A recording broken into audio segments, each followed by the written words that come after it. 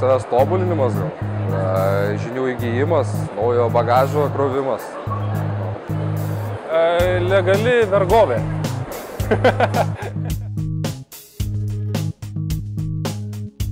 Iš žmogaus, iš studento, iš moksleivio perspektyvos tai yra labai geras ir naudingas dalykas.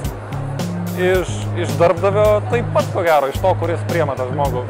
Ir man pačiam teko tą daryti gana nedaug, ačiū Dievui, bet yra tekę priimti ne vieną norinti tą daryti ir jiems yra proga išmokti kažką. Tai yra tikrai pasitaikius progai reikia to naudoti.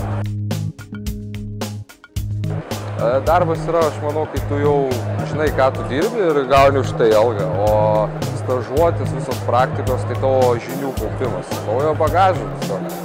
Man atrodo atlyginimų, ne?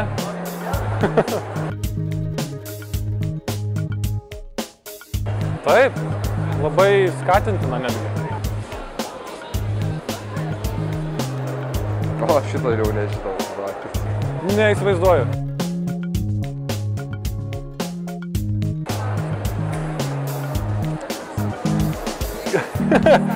Man daug metų neteko to daryti, aš nežinau, kaip dabar per skelbimus, ką žinau. Ne, geriausia tai yra tiesiog būti pastebėtam. Geriausias darbas susirasti yra taip, kad tavęs kažkas norėtų.